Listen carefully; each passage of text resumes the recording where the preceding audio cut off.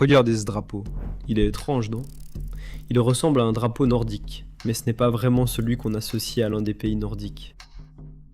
Il mélange aussi la croix nordique avec ce genre de motif en forme de losange. Il représente un peuple nordique dont vous n'avez probablement jamais entendu parler. Un peuple qui porte un nom tout droit sorti, je ne sais pas, de Game of Thrones, honnêtement. Ils s'appellent les Finnois des forêts. C'est étrange, ils sont d'origine finlandaise, comme leur nom l'indique, mais ils ne vivent pas en Finlande. Au lieu de cela, ils sont dispersés dans les forêts de Suède et de Norvège. Ce peuple possède une identité unique qui lui est propre. Découvrons pourquoi.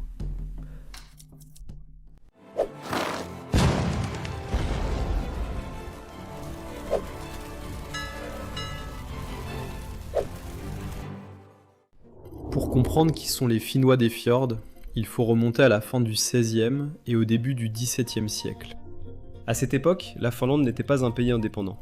Elle faisait partie du royaume de Suède. Dans l'est de la Finlande, dans des régions comme la Savonie et la Tavastie du Nord, les agriculteurs locaux avaient perfectionné une technique spéciale appelée l'agriculture sur brûlis. En finnois, ils appellent cette pratique sferi. Elle consistait à défricher des forêts denses, généralement des épicéas.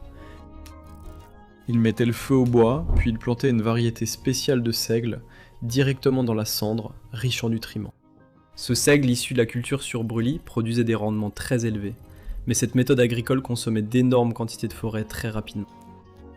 Une fois qu'une parcelle de terre était brûlée et cultivée pendant quelques saisons, le sol perdait ses nutriments, et les agriculteurs devaient aller brûler une nouvelle portion de forêt. Je sais que cela peut sembler un peu hors sujet pour l'histoire, mais vous allez comprendre la pertinence dans un instant. À l'époque, ils contrôlaient aussi la Finlande.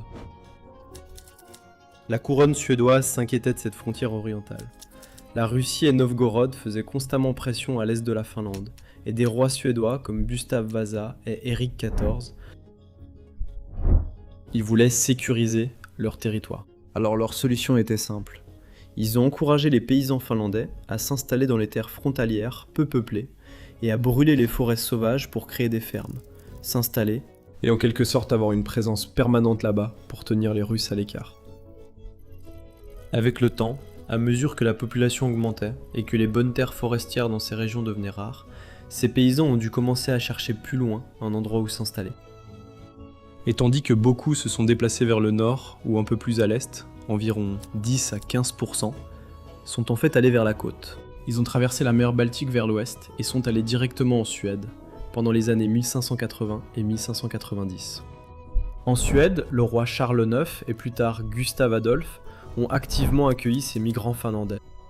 Les autorités royales voulaient également peupler les terres frontalières sauvages du centre et de l'ouest de la Suède, à la frontière avec la Norvège. Pour rendre l'offre plus attrayante, les rois ont même offert aux colons 7 années complètes d'exemption totale d'impôts et leur ont promis la propriété de grandes parcelles de terres fertiles.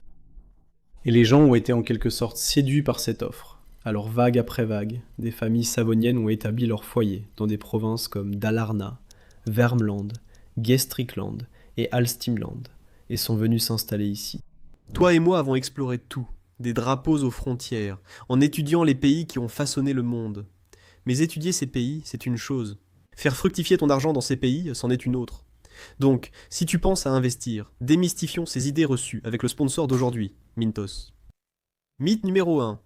Les actions sont le seul moyen de faire croître régulièrement tes économies. Eh bien, les actions sont volatiles. Le S&P 500 américain subit de fortes chutes chaque année. Et en 2025, il a chuté de près de 19% avant de se redresser. Cela peut être stressant et amener de nombreux investisseurs à faire des erreurs coûteuses et émotionnelles. Mythe numéro 2. Les actifs à revenus fixes sont compliqués et ne sont pas faits pour les investisseurs ordinaires. En réalité, investir dans le revenu fixe est plus simple que vous ne le pensez. Le marché européen des investissements alternatifs de détail a presque doublé en seulement 5 ans. C'est là que Mintos entre en jeu. Mintos est une plateforme facile à utiliser qui vous permet d'investir dans des prêts, des obligations et de l'immobilier en seulement quelques clics. L'objectif est simple. Gagner un revenu régulier sans dépendre des hauts et des bas du marché boursier et diversifier votre risque. Les prêts sur Mintos sont offerts à un rendement net annuel moyen de 8,8% depuis 2015, ce qui est supérieur à un compte d'épargne. Mintos a été fondé en 2014 et compte plus de 700 000 investisseurs à travers l'Europe, gérant plus de 800 millions d'euros d'actifs pour les investisseurs. Investissez dès 50 € avec une gestion automatisée ou gardez le contrôle total. Pour recevoir un bonus de bienvenue exclusif, scannez le code QR ou cliquez sur le lien dans la description. Maintenant que je me rends compte que je veux gagner de l'argent, mais sans tout le stress, je choisis un revenu fixe. Et toi, commence à investir dès aujourd'hui avec Mintos. Ces premiers Finnois ont finalement été forcés d'abandonner leur technique de culture sur brûlis, et ils ont dû trouver de nouveaux emplois, tout comme nous devons parfois le faire aujourd'hui.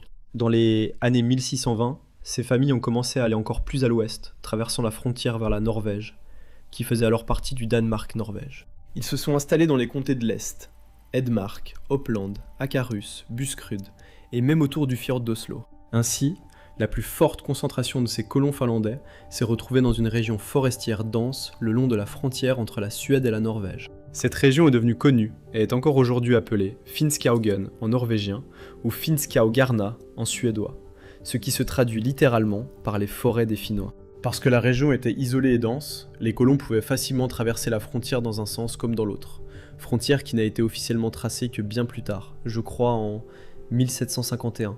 Ou quelque chose comme ça. C'est comme s'ils avaient créé une île finlandaise, ou un ensemble de petites îles finlandaises, à la frontière de leurs deux pays voisins. Dans les archives officielles dano-norvégiennes de 1648, ces personnes étaient appelées les Finnois des forêts. Localement, on les appelait aussi les Finnois du seigle, à cause de ce qu'ils plantaient, les Finnois de Savonie, à cause de leur région d'origine, ou les Finnois du brûlis, à cause de la méthode spécifique qu'ils utilisaient pour cultiver. Et en vivant au cœur de ces forêts scandinaves, ils ont développé une culture qui était sensiblement différente, à la fois de celle des villageois suédois et norvégiens autochtones, mais aussi de celle de leurs proches restés en Finlande. Dans leur terre d'origine, la Savonie, l'agriculture sur brûlis n'était qu'une partie d'une société finlandaise plus large, qui comprenait des villages établis, des églises et des réseaux commerciaux bien développés. Mais lorsque les Finnois des forêts se sont installés en Scandinavie proprement dite, ils se sont enfoncés plus profondément dans des terres sauvages, inoccupées, où personne ne vivait. Et ils ont organisé toute leur survie autour de fermes forestières isolées, ce qui a rendu leur culture très unique. Ils ont construit des structures en bois distinctives, comme des cabanes à fumer, appelées savusona ou roikun, qui étaient chauffées par d'énormes fours en pierre. En fait, elles n'avaient pas de cheminée, ce qui est assez intéressant. La fumée remplissait la pièce pour réchauffer le bâtiment et le garder sec, puis s'échappait par une petite ouverture dans le toit. Leur mode de vie était très différent de celui des agriculteurs scandinaves locaux, auprès desquels ils vivaient. Les Suédois et Norvégiens autochtones comptaient davantage sur des champs permanents et l'élevage du bétail. Les Finnois des forêts, en revanche, dépendaient du cycle consistant à défricher les épicéas, les brûler, planter du seigle dans les cendres, puis passer à une nouvelle parcelle de forêt. Ils ne restaient pas au même endroit indéfiniment. Et cette différence dans leur manière d'utiliser la terre a créé beaucoup de tensions au fil du temps. Au début, tout allait bien. Les autorités scandinaves appréciaient les rendements élevés en céréales produits par les Finnois des forêts. Mais vers le milieu du XVIIe siècle, les choses commencèrent à changer. Une nouvelle industrie du fer se développait très rapidement à travers la Suède, et aussi, dans une certaine mesure, en Norvège. La production du fer nécessitait d'énormes quantités de charbon de bois, qui devaient être fabriquées à partir de bois. Ainsi, soudainement, les vastes forêts de pins et d'épicéas n'étaient plus considérées comme des terres sauvages à brûler pour faire place aux cultures. Elles devenaient un combustible précieux pour les forges. Les Finnois des forêts et leur agriculture sur brûlis furent soudainement perçus comme une menace économique, car les arbres n'étaient plus considérés comme une ressource négligeable. Les autorités affirmaient qu'ils détruisaient du bois précieux. En 1647, il fut officiellement interdit de brûler la forêt pour l'agriculture. L'État força les Finnois des forêts à fournir du charbon de bois bon marché aux usines sidérurgiques. Ainsi, ils ne purent plus cultiver leur seigle. Avec la pression économique, vinrent des politiques sociales très agressives, visant à l'assimilation forcée, souvent appelée suédisation ou norvégianisation. En Suède, des lois interdisaient l'utilisation de la langue finnoise et les maisons de ceux qui refusaient étaient incendiées. En Norvège, le roi, Frédéric III, a publié un décret en 1648, donnant aux Finnois des forêts un choix. Retourner en Suède ou payer exactement les mêmes impôts que les Norvégiens de souche. Pas si injuste comme proposition, pour être honnête. À cette époque, les Norvégiens ont également réalisé un recensement de ces personnes, et ils en ont compté 1225. Ce qui n'est pas énorme, mais j'imagine que c'est pertinent à ce stade précoce. Cependant, malgré cette pression sévère et l'obligation de se conformer aux nouvelles règles, les Finnois des forêts ont réussi à préserver leur identité pendant des siècles. Leur langue, un dialecte unique, connu sous le nom de Varmland, Varmlands Langsvångin Finnish, a survécu au plus profond des forêts jusqu'au XXe siècle. Les derniers locuteurs natifs à le parler couramment sont décédés dans les années 1960. C'était pas si long que ça. Et même si la langue a fini par disparaître, l'identité culturelle des Finnois des forêts a en réalité connu une grande renaissance ces dernières années. Aujourd'hui, ils sont reconnus comme une minorité officielle en Norvège. Des milliers de personnes, tant en Suède qu'en Norvège, peuvent retracer leurs origines familiales jusqu'à ces colons des forêts. En fait, même des membres de l'actuelle famille royale suédoise, comme le prince Daniel, ont des ancêtres finnois des forêts documentées. Pour honorer cet héritage, un drapeau culturel officiel pour les Finnois des forêts a été adopté en 2022, à la suite d'un concours de design. Et des centaines de personnes ont proposé des drapeaux potentiels. Le drapeau choisi présente une croix nordique jaune sur un fond vert, bordée de fines lignes rouges et ornée en son centre d'un losange noir. Et chaque détail du drapeau raconte une partie de leur histoire, je suppose. Le fond vert représente les immenses forêts qui ont façonné toute leur façon de vivre. La bordure rouge représente le feu qu'ils utilisaient pour brûler la forêt, et apparemment l'arbre sacré de Sorbier, qui, pour être honnête, je ne sais pas vraiment ce que c'est. La croix jaune symbolise le seigle doré qu'ils cultivaient dans la terre brûlée, et le losange noir au centre représente la suie sombre laissée par les feux de Boruli. Et la forme en losange est aussi un ancien symbole traditionnel de fertilité, que l'on retrouvait gravé dans les bâtiments historiques des Finnois des forêts. Les proportions de la croix combinent des éléments des drapeaux nationaux suédois et norvégiens, ce qui reflète le fait que la communauté des Finnois des forêts s'étend des deux côtés de leurs frontières. En mai 2023, le drapeau a été hissé à l'hôtel de ville d'Oslo pour marquer les 200 ans de la marche des 12 hommes, qui fut un voyage historique en 1823, où des délégués finnois des forêts se sont rendus à Stockholm pour demander au roi Charles XIV d'avoir leurs propres églises de langue finnoise. Je ne suis pas sûr qu'ils aient réussi.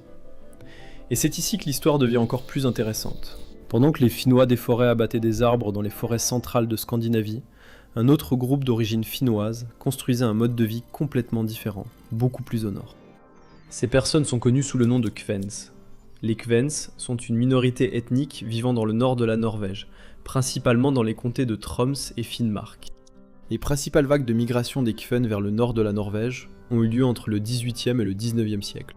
Les colons venaient principalement de communautés finnophones de la vallée de Tordensjø, de l'Ostrobotnie du Nord et du Kainuu.